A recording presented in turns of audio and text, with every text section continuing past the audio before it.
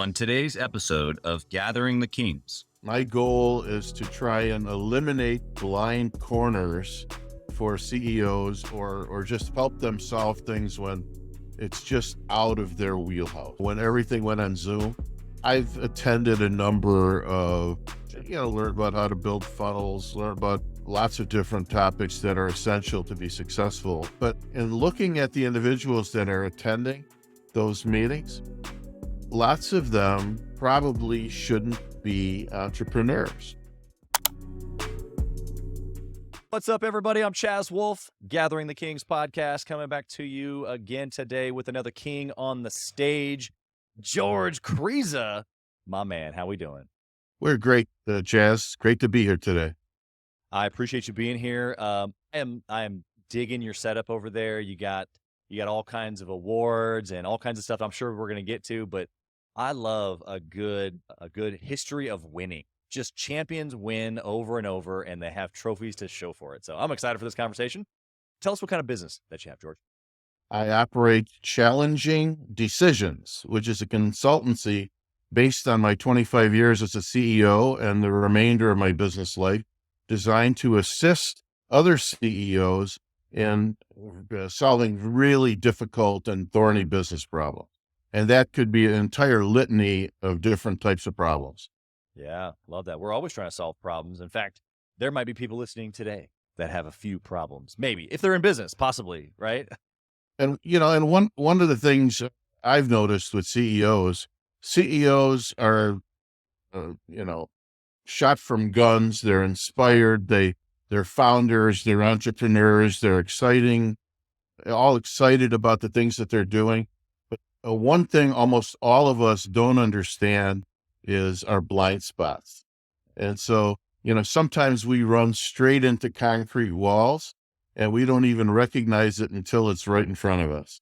Yeah. So, my goal is to try and eliminate blind corners for CEOs or just help them solve things when it's just out of their wheelhouse. Yeah, I agree with you. I've also I gotta maybe correct you on something. Now, maybe you didn't have this experience, but some of us entrepreneurs, we don't learn just by being presented to them right in front of us. Sometimes we have to charge right into them. And even if it's a brick wall, we kind of back up, we're a little bit dizzy, and then we do it again. Yeah, You've right. never seen that though before, right? No, it happens over and over again. That's right. Absolutely. Well, hopefully we can maybe identify some of those blind spots today. Before we do that though, I want to know, why are you here? Why are you doing this thing? Why are you coaching? Why are you helping other entrepreneurs? You've had a successful run. You've been, the eye candy from an entrepreneurial world. You've done the thing, but yet you're still grinding. You're still pushing. Tell us why. Well, it's important to me that, I'm not just in this for myself. Yes, I ran a successful company. I had my liquidity event. I don't need to work at this point in time, but I feel like having been through what I've been through, having seen your help can be invaluable. And I'd like to assist people. And again, whatever the domain of the expertise is, some things are not in my wheelhouse and other things are in my wheelhouse. But if I have lived it and experienced it and successfully overcome it, that expertise can really save some individuals time, money, and resources, as a matter of fact. Yeah. There's varying resources, to your point, that we lose by hitting that brick wall. We lose them again when we decide to hit the brick wall again and again and again. And so what do you think, if you had to kind of maybe give us a short list of some of those blind spots, or maybe it's just the brick walls that we're running into? I'm sure you've got them categorized. What are 3 or 4 or 5 ones that you see most often in CEOs? Well, number one, an effective culture. A lot of times a management team is just not percolating on the same wavelength. And invariably, that's the CEO's responsibility to make that come together and to create the clarity and the effectiveness that has to happen in a management team. If the management team in a company is not effective, the entire company you can predict will be struggling. So management team culture, very important. Finance, having an adequate financial plan and understanding where those different resources can come from. I also have experience in software development. You want to talk about an area which can be a black hole of money and time, software development is one of them. And those are three that just come to mind quickly. Yeah, if I wanted to, I could probably come up with 3 or 4 or 5 more. Yeah, love it. Inside of those, I want to kind of press on them and see kind of what you've learned. For you though, culture is a really big subject. So let's hit that one first. What was so important, or maybe a catalyst for you in the company that you grew before you had your exit, around culture? Something super tangible that you were able to kind of turn the page with. Well, that's easy enough actually, because you see that we were an Inc. 500 company, and you see a poster like that and you say, wow, that's impressive that you did that. And in case some of the listeners aren't familiar, you have to have a 3-year growth pattern that exceeds the market by a lot. And at that time, when I got that award for our organization, we had a 473% growth rate over a 3-year period, which is really good. Although today, if you look at the Inc. 500, the bottom end is more like 1,000% 3-year annual growth rate. So life has changed since that happened. But what hasn't changed is ultimately it throws you into crisis after crisis after crisis. You have market-centric crises. In other words, crisis number one is getting your product accepted by market leaders, which leads to the growth. Then you recognize that you're enjoying this stratospheric growth, and you say to yourself, how can I morph my management team into a much more capable management team? In my case, I thought the answer to that was to bring in really experienced and really well-educated senior executives. So I actually hired 3 Northwestern MBAs and a University of Chicago MBA to run different areas of the organization, and also senior engineers from places like Motorola. And I could tell you that this was the most strife-filled, ineffective period in my company's history. Wow. And so over time, I began to understand and study what one of my landmark learnings comes from Patrick Lencioni. And Patrick Lencioni has 2 super successful books that I heartily recommend. One is uh, How to Be an Outstanding Executive, and the other is Temptations of a CEO. And so I learned how to cultivate clarity, how to build an effective management team, how to hold the management team accountable, and build a culture where people are able to be both vulnerable, open, and collaborative. But during that period, it's like a pressure cooker, and everyone was, but on the one hand, even the experienced executives were butting heads continuously. Yeah, our management meetings were like a war, Right. and filled with tension. And then I thought that these MBAs, with their tremendous pedigree, would automatically plug in Right. and make a huge difference. The fact is that did not happen. Uh, and this is an extremely big learning for people running an organization, is pedigree, or, and I hate this, this is going to sound like I'm talking in the 50s, but book learning or technical skills does not equal effective management. Yeah, that's And true. so as I began to understand and appreciate that and began to apply those principles, we completely changed the dynamic. And a matter of fact, as opposed to everyone running a million directions at one time, we settled on those primary issues, the 1, 2, and 3 most important things. And those were the things the entire organization was going to focus on. And then we aligned the management team, we aligned the compensation structure, and we aligned the top level communication.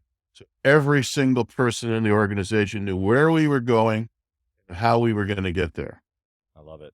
Okay, so there's immense power in harmony and focus, and that's in essence what you just described. Harmony being with your management team, and then focus being on those 3 major things that move the needle. Now, hold on. Yeah, I'd like to yeah. clarify that. Because harmony is not one of them. It may have sounded like harmony is one of them. It's not harmony. It's effective collaboration. And effective collaboration does not mean harmony. Effective collaboration means that you're willing to challenge one another respectfully, that you're able to give voice to all the different opinions and try and make decisions based on merit as opposed to based on who put their hand up and came up with the idea. Yeah, absolutely. There's, collaboration is probably a good word there. Harmony on my side, meaning that there's unity, harmony and unity almost intersecting. It's like, okay, if we have 3 things that we're after, and this decision between us, our focus is to figure that out, and you and I both maybe are going to have some differences of an opinion. We're going to wrestle that down, and that's all good. That's more than welcomed, with the understanding that that's the target, not you or me being right, which is exactly what you just said. So I love that. Yes. The basis of people working together is how really any organization is successful. So I appreciate you sharing that. The person listening right now, maybe they have an executive team, maybe they just have a couple of 2 or 3 employees. Other than Patrick's books, which I'm a huge Patrick fan as well. In fact, I'm certified in one of his programs. Love his work. What's one of the go-to steps that you would suggest that the listener has, whether they have a management team, and maybe it's different for the person who has just 2 or 3 employees, to be able to start cultivating this culture of collaboration and focus around the targets? Well, the number 1 step is to have organizational clarity. And so even if you had 3 people, it's possible that not all 3 people understand what your goal ultimately is. And the interesting thing is nobody really knows whether that goal is going to stick, right? So over That's right. time, like using my prior organization as an example, we did sales incentives, channel sales incentives. So I am a channel sales incentive expert as well. Sure. But with sales incentives, we started out doing travel programs. We migrated into doing merchandise programs. And then later we were approved by Chase to offer prepaid card programs. And this was a giant change. But my point is very simple. The drivers and the requirements of each of those steps are radically different. The suppliers are different. The lingo is different. The cycle time is different, and how you deal with it all. Different kinds of expertise all the time. Now, if everyone didn't understand that you're migrating away from travel onto payments, then they're going to be left in the dust, and they're going to be thinking the old way when it's time to shift. And mental shifts are a huge problem for people. People get stuck in the sand, and it's like a tank that just can't get any traction and even move. So Yeah. that's why clarity becomes so important. You have to over communicate organizational clarity and the goals of the company. Yeah, I love the vein that we're on. What do you have in your toolbox over there for the actual entrepreneur themselves to be clear? Because obviously, in order to be able to communicate clearly to the team, they first have to create a clear vision of that we're making this change or whatever the adjustment is. What tools would you suggest, or what maybe is there a methodology or a couple steps? Well, it's just a blocking and tackling kind of work. You have to put it on paper. And I would, I think a lot of people think that when you write a business plan, that you need to write that business plan uh, long form with prose. I am a huge fan of concise planning. And that concise planning could be done one of two ways. It could be done in an outline, which is the way I approach everything. Work with an outline and decide exactly where we're going to go in simple statements. And then you can shuffle those statements around. I mean, if you want to think of it like a PowerPoint deck with one or two bullets in each slide, the simpler, the better. So it's like creating a straw man of what this thing looks like. Yeah. And then another thing you can do that I took advantage of is I use mind maps. And mind maps, I tend to use mind maps, you might say more tactically than strategically. And Okay. so I would have a mind map for every major arena of the business.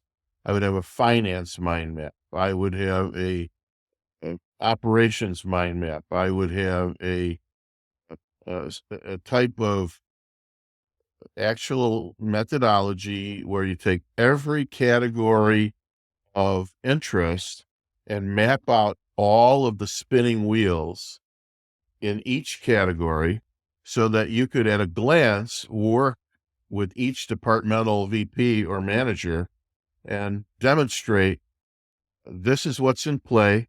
What are we going to work on now? What are we going to work on next year? What have we already finished? So everyone, when we have these departmental meetings, would be in a position to know exactly what's in play for them. Yeah, I love that. Okay. Let's switch over here to some tactical, but on the failure side.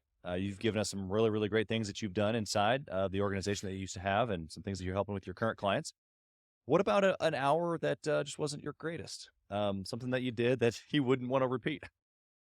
Yeah. So I talked about software development, and the actual underlying key to making the Inc. 500 was I invented, along with my team, a completely new software technology to manage channel sales incentives for multi-billion-dollar organizations. And as a matter of fact, people like CDW or Ingram Micro, Ingram Micro continues to use my platform to this very day.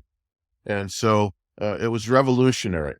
Well, that's great. So, you have version 1, version 2, and then we found out about 2.5 years in that we had made architectural errors in the software, or didn't fully comprehend the way that structure ought to be. Sure. Well, that's the equivalent of saying we need to do heart surgery on software while it's working and running.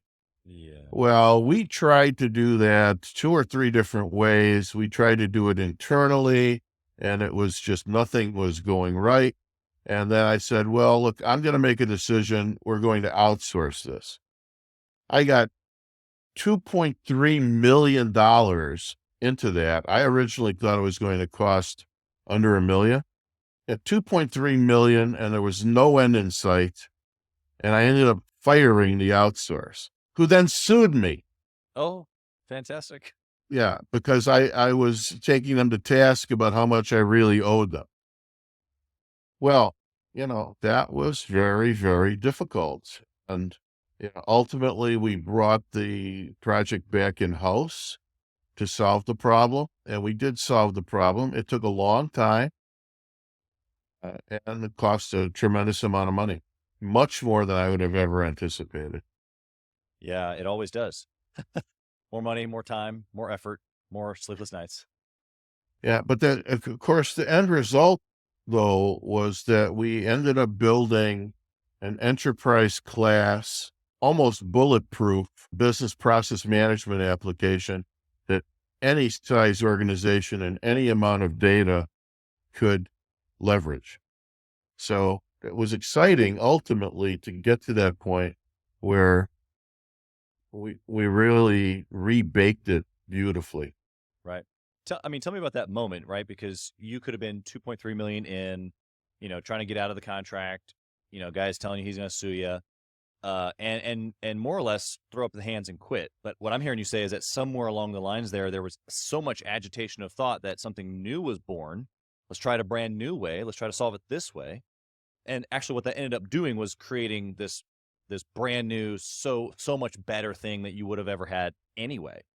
And so what was that moment like where it teetered towards creating this brand new thing that ultimately ended up not just solving the problem, but being 100x better? Well, it's very rewarding and exciting, as you learn and learn and learn and make changes in the management team. So the people changed, the methods changed, and my management style changed. And all three of those things coming together, finally, in the home stretch was in 2016. In the home stretch, we set a goal that we would hit this, what we called 4.0 level of the software, uh, after 5 90-day sprints. Everything was tightly defined. As I mentioned, the compensation to the software team was aligned with success. In fact, it was interesting. They made 4 out of 5 of the goals on time. And uh, the one time that they were 2 weeks late, the manager says, "We still want the bonus." I said, "You must not understand what a deadline is." Yeah. And so no bonus for that one quarter, but 4 out of the 5 quarters, we hit it. Everyone understood exactly what we needed to do, and we did it. And so, yes, it could not possibly be more rewarding. And the clients, at one point, right in that time frame, the biggest client was ready to renew, and they were also looking at other options. And after they looked at all the other options from competitors, they brought us back in and they said, "We'd like to use you."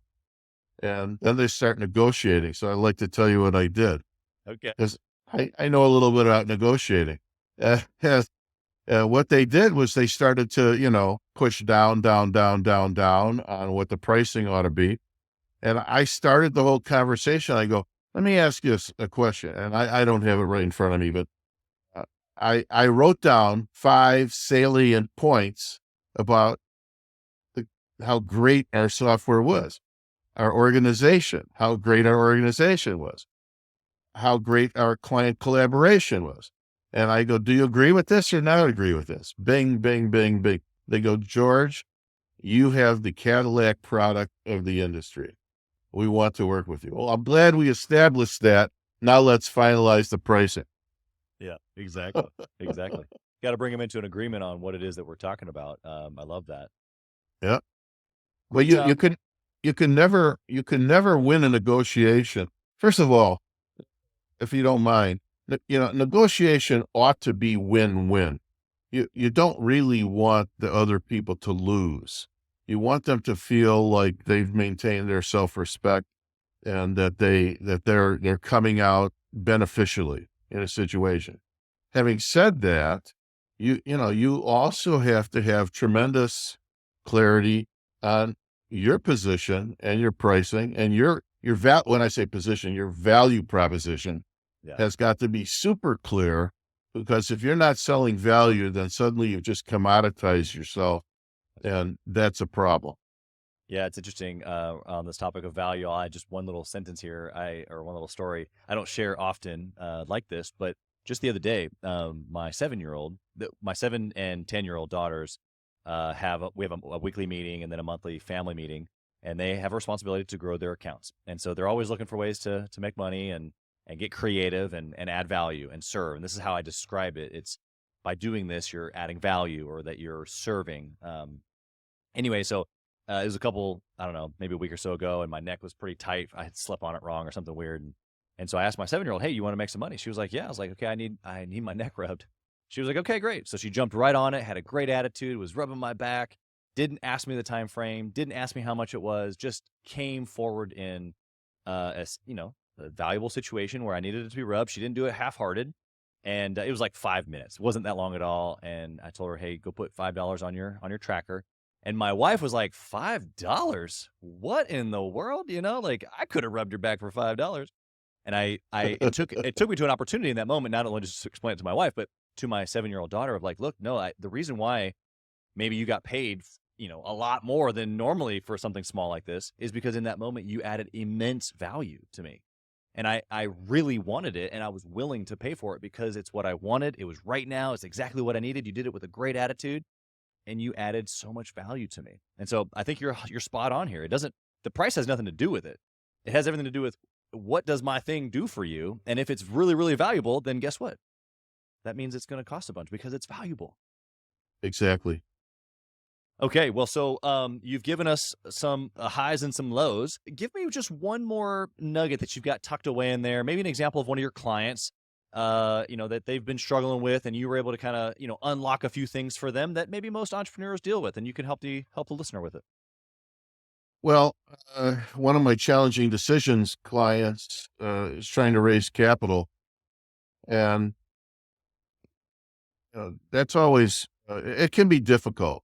And one of the interesting things, and by the way, we were at the point of getting an offer for a term sheet, and uh, it turned out that the biggest obstacle that this individual had was, again, I won't mention any names, but it was himself. And the people that were looking at investing in his organization wanted someone that could be a collaborative CEO. And this was the kind of person that said, this is my invention. This is my business plan. This is my way or the highway. We're going to do it exactly this way, and so on and so forth. So after like 6 months, we actually had the term sheet getting ready to come. People were super excited. And by the way, I'm not looking for a job, but they said, the only way we're going to give you the money is if George Kriza is the CEO. And I said, Whoops. oh, well, no, I mean, okay, I could do that. And I came to him with the offer, and he goes, yeah, you can be the president, but I'm going to be the chairman, and it's still my way or the highway. And the minute that the investors heard that, the whole thing evaporated. Yeah, So there could have been some better negotiation there. well, yeah, I guess it goes back to what I said at the very beginning of our conversation. CEOs don't often understand their own weaknesses and their own blind spots. And sometimes they're just so profound that, you have got to be, I mean, this is another Lencioni point. You have to learn to be vulnerable. And if you're able to be vulnerable, then you can hear things that you need to change. You can actually execute the change. And sometimes it means you have got to step back and let someone else, whoever that is, who is perceived, whether they're better than you or not, isn't even the question. They're perceived as having the right skill set and the right level of collaboration. And that's the ultimate trigger. Because what I have found, I've tried to raise money many times, they're investing in not just the business model, they're investing in people. And if they don't think that person, that CEO, that founder is someone they respect and can work with, your chance of getting a check is near zero. Yeah, there's a lot to that. I've seen that time and time again on Shark Tank, right? It's give me the numbers. Okay, great. I like you. Let me give you an offer, Hey, kings and queens, Chaz Wolfe. I want to talk to you about something that's super important to me. We put a lot of time and effort, we meaning myself and my team, into this podcast, into the content that goes out every single day. And if you have been getting any sort of value or insight from this, we want it to be able to reach other business owners too. So we would love if you would like, comment, share, leave a review. post, share again, all of the things on social media, on all the different platforms, or even on the podcast mediums of Apple and Spotify. We would love to be able to get our content into more hands, more entrepreneurs, so they can grow their business as quick as possible. Together, we are building a community of like-minded entrepreneurs who are committed to growing their businesses to new heights. So let's do this. Let's help each other. Let's help each other grow. Yeah. All right. The journey of a CEO, you've given us several blind spots. One of those blind spots, in my opinion, is the other things that we say that are important to us, but that we don't know how to include them. I kind of prepped you a little bit before the show that family is a big deal, and I think that marriage and kids, and I think every entrepreneur has good intentions. It's difficult sometimes to be able to kind of do it all. We could throw health in there, we could throw faith in there, we could throw lifestyle or joy, like any of the other things that we want to do in life other than our business. But coming from a guy that's like super obsessed and was very obsessed with my businesses for a very, very long time, I still am, but I just know now how to be obsessed with all those other things too. What would you say is the blind spot for them? Why is it so difficult for CEOs to bridge that obsession level over to those other things that they say are important to them? Well, let's talk first about family. Uh, every family is different, and uh, I'm going to sound again kind of caveman here, but like if you're a male, that is operating your business, and you are going full tilt, your wife has to be of a supportive mindset of recognizing that she is making you have to know she's making a big sacrifice, and she knows she's making a big sacrifice. And so she's willing to uh, allow that dynamic and give you the freedom. And I guess it would work the other way as Yeah. well. Wouldn't matter if the female is the lead and the husband is in the background. But ultimately, you have to have the right personality, not only yourself, but on the other side. Because if the other mate is unable to get to the point of recognizing their supporting role, then ultimately there's going to be a clash, and they're going to start saying, "Well, my needs are not being met." That's right. And you're traveling here, you're traveling there, you're always on the road, you're at the office until 6 or 8 o'clock at night. And what about us and the kids? Well, so first of all, you should not let it get that out of balance. You need to spend the time with your family, and you need to, it's not just like um a trip here or a trip there. It's got to be every week and on a Right. regular basis, giving them what they need emotionally. So you have to get to that point, but this is very difficult, as you know, because especially when you're starting a business, you if you don't go pedal to the metal, the chances of success are not good. So you're going to be putting in the extra time, and you're going to be uh, unbalanced if it's nature. And then you just have got to get to the point where you balance that back out. Yeah, I think that you hit some really good, important pieces there. The supporting role doesn't mean submissive or less than or second to, but it does take a collaboration. Going back to that word that you used earlier, so wisely. Just like your team members working together in that scenario, we can have two different opinions here. We can wrestle something to the ground, but at the ultimate end, what are we doing this for? Well, we're doing it for our family or whatever the family mission is, And so I love the way And, that you and said then the other thing, Chaz, to your point about faith, uh, there are plenty of people today that are atheists that don't believe in a God. I wouldn't be one of them. God is at the center of my life and my family's life, and it has always been that way. We're very active in our congregations, and here's the thing: uh, there are lots of dark moments where you can't see the way out of the tunnel.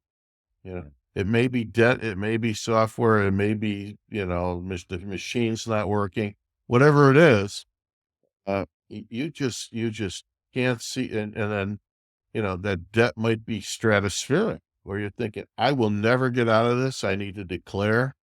And, uh, and there's only one thing, in my opinion, that sustains you at that a moment like that is your belief that, your God is able to help you and never forget you. Yeah. Yeah. I second that. That, that, um, belief Mhm. is one that, like you said, kind of transcends situations. And that same belief can be in I say yourself, but really your family, your team, your business, your mission. Like you can have that same level of courage, to continue to take action, and not peel over. Although sometimes it feels like we should just peel over and throw up the hands and give it a whirl. So, um, I want to ask you a question, kind of going back into your past, and then we'll kind of wrap things up here. But if you had the opportunity, I'm going to let you pick the age, but to speak to the younger George, roll back the clock. I want you to tell me how old George is, and I want you to tap him on the shoulder, and I want you to whisper in his ear, and I want you to tell me what you say to him.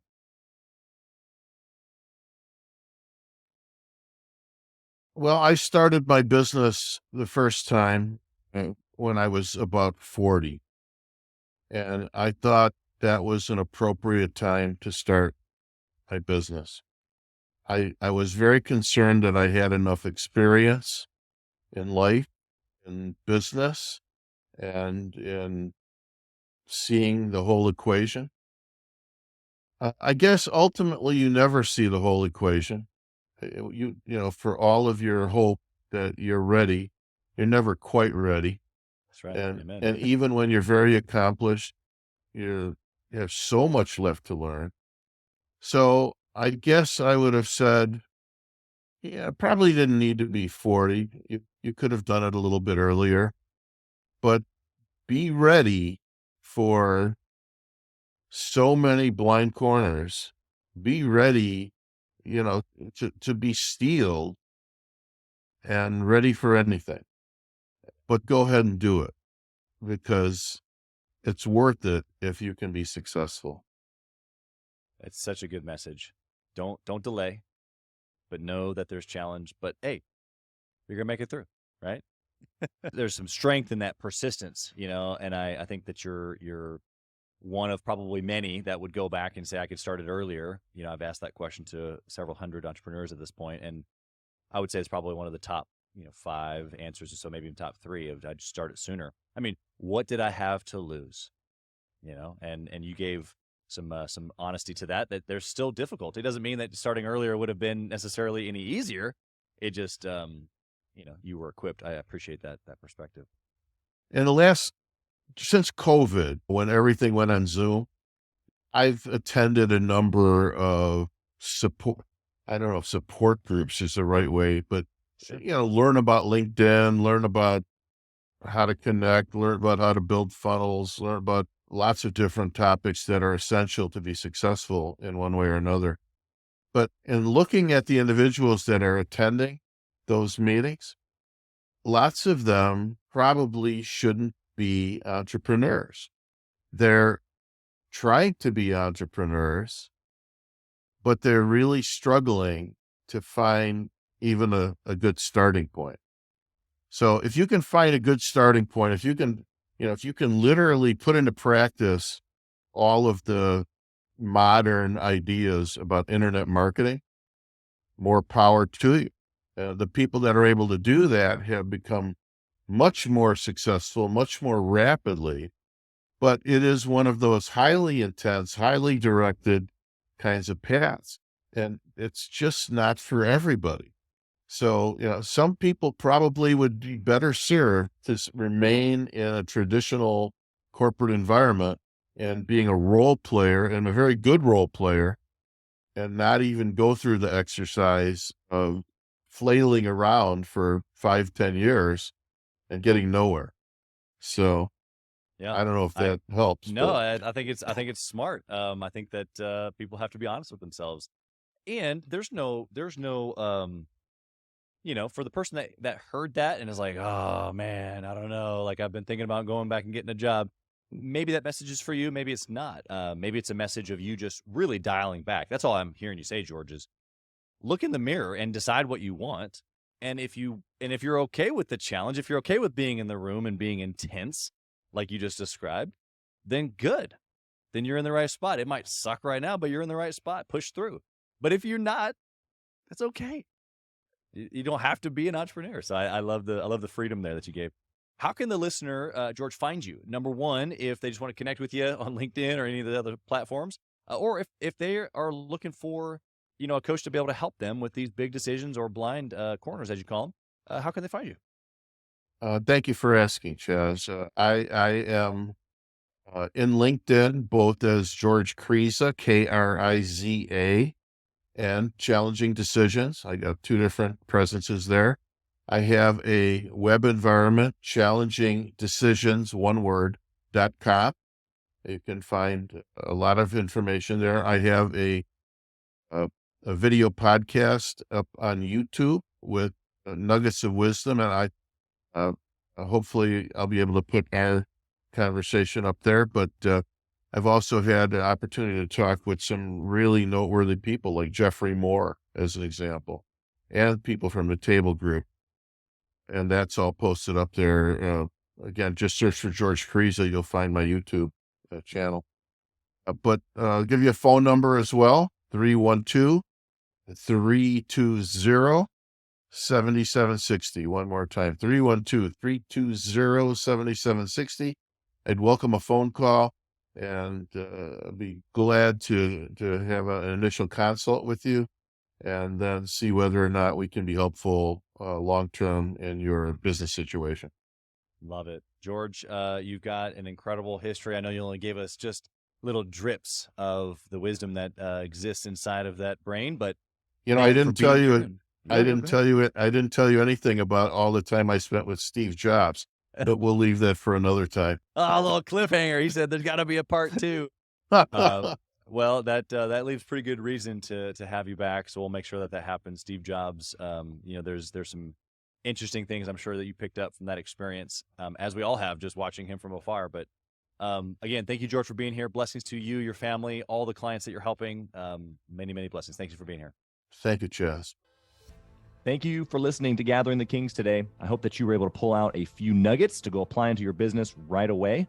More importantly, though, I hope that you're realizing that it takes more to be successful than just being by yourself, doing it all on your own, carrying the weight all by yourself. What I have realized, not only in my own journey from multiple businesses and multiple different industries, and now interviewing over 200 or 300 other very successful 7, 8, and 9-figure business owners, is that it's tough to do it alone. And so Gathering the Kings exists to bring together successful entrepreneurs. In fact, we are putting together 1,000 kings, specifically who are grateful but not done. We're intentionally assembling kings who fight tooth and nail for their business, family, and communities. And here's what we believe, that in the pursuit of excellence in those areas, that it ignites within us the responsibility to govern power and forge a lasting legacy. So if that relates and resonates with you, and you know that you need people around you, sharp, qualified, other very successful business owners, I want you to go to gatheringthekings.com. I want you to take a look at what we're doing and see if it makes sense for you to be part of our pursuit to 1,000 kings. Talk soon.